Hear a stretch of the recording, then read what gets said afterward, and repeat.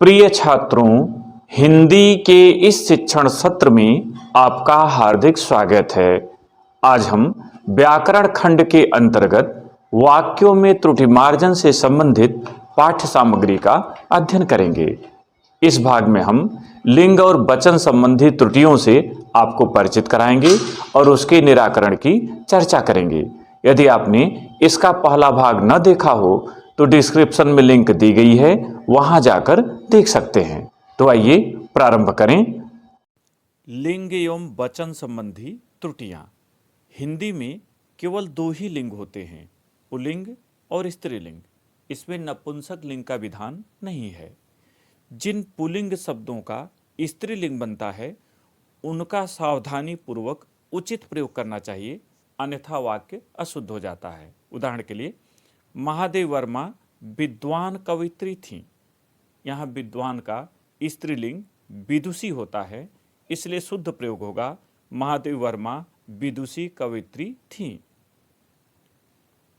हिंदी में केवल दो ही वचन होते हैं, एक वचन और बहुवचन।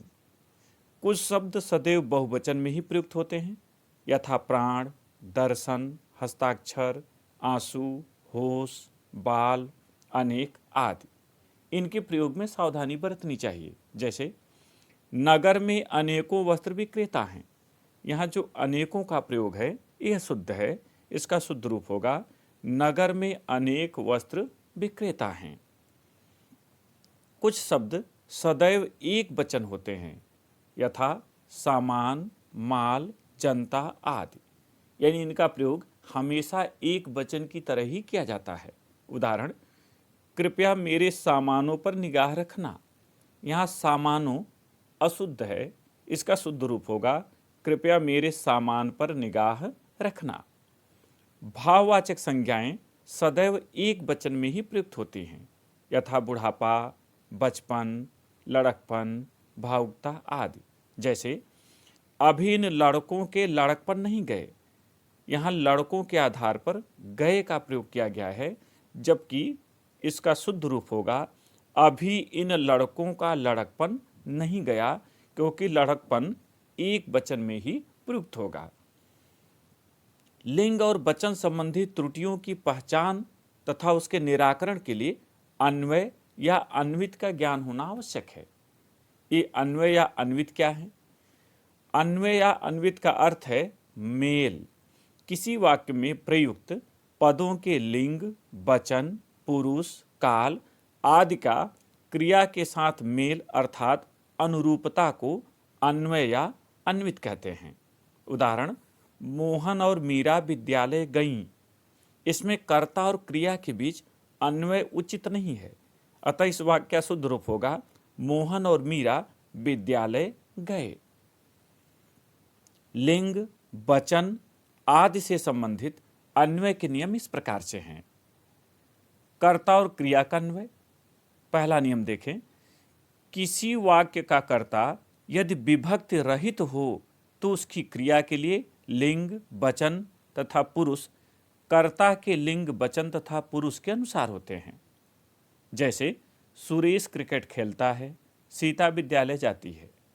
यानी यहाँ पर सुरेश और सीता दोनों विभक्ति रहित हैं, इसलिए यहाँ खेलता है और जाती है, यानी कर्ता के अनुसार प्रयोग हुआ है।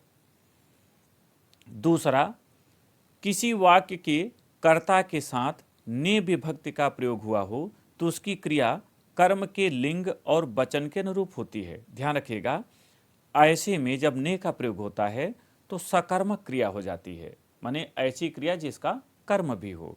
लड़के ने पुस्तक पढ़ी, राधिका ने पत्र लिखा। यहाँ पुस्तक के अनुसार पढ़ी का प्रयोग किया गया है, अब पत्र के अनुसार लिखा का प्रयोग किया गया है। किसी वाक्य में यदि समान लिंग के विभक्त रहित अनेक कर्ता प्रयुक्त हों तथा आपस में समुच्चय बोधक और से जुड़े हों तो क्रिया उसी लिंग में तथा बहुवचन में होती है। उदाहरण, दिनेश, महेश और सुरेश पुस्तकालय जाते हैं। यहाँ दिनेश, महेश, सुरेश और से जुड़े हैं, इसलिए इनकी जो क्रिया है वो बहुवचन में आई है। मालिनी गीतिका और संगीता गीत गाती हैं, यहाँ भी इसी तरह से हुआ है।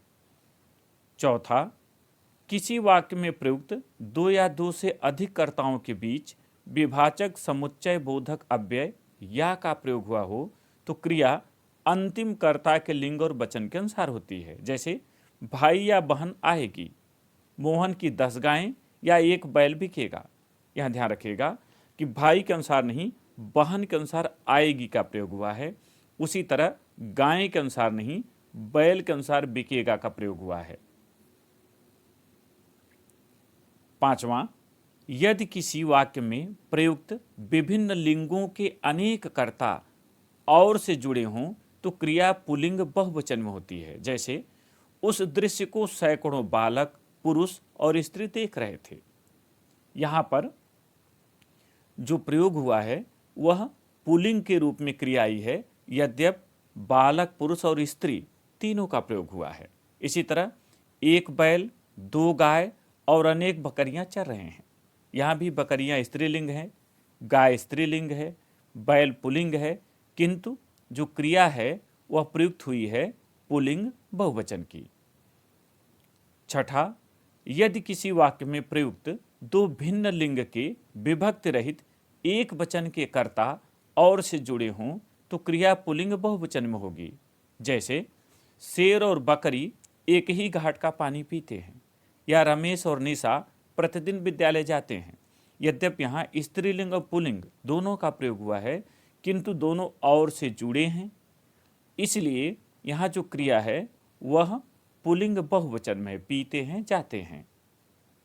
सातवां, यदि किसी वाक्य में उत्तम पुरुष, मध्यम पुरुष और अन्य पुरुष के कर्ता एक साथ आएं तो क्रिया उत्तम पुरुष के अनुसार तथा बहुवचन में होगी। जैसे तुम, राकेश और मैं नृत्य देखने चलेंगे, या वह, तुम और हम क्रिकेट खेलेंगे।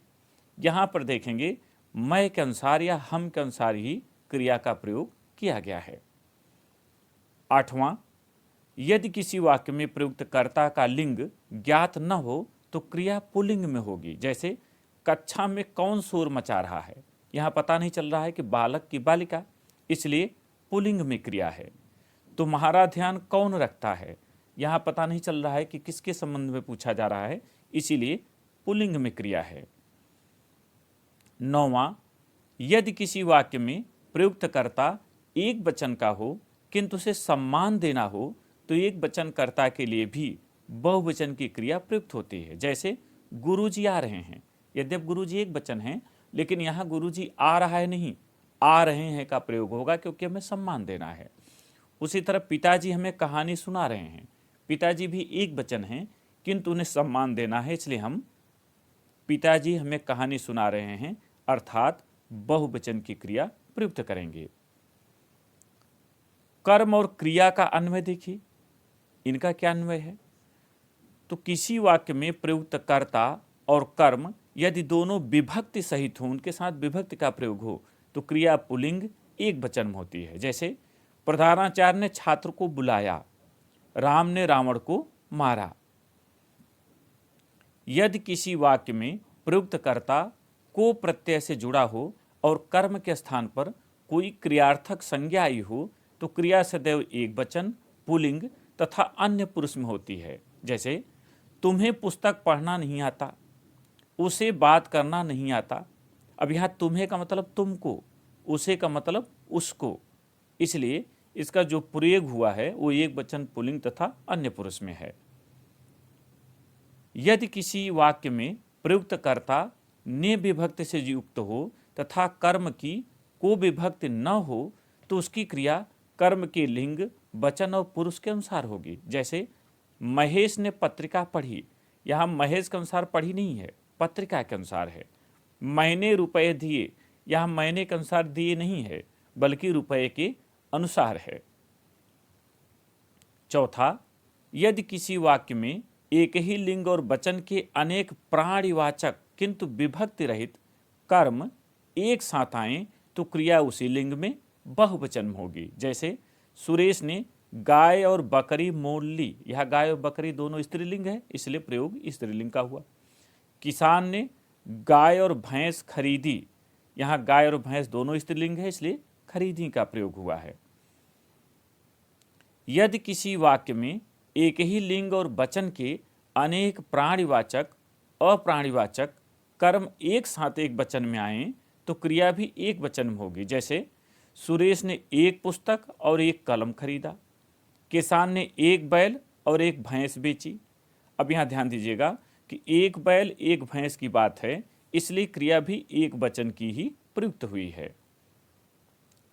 छठा, यदि किसी वाक्य में भिन्न भिन्न लिंग के अनेक कर्म प्रयुक्त हों तथा वे और से जुड़े हों तो क्रिया अंतिम कर्म के लिंग और वचन के अनुसार होगी। जैसे दिनेश ने रोटी और दही खाया, महेश ने दही और रोटी खाई।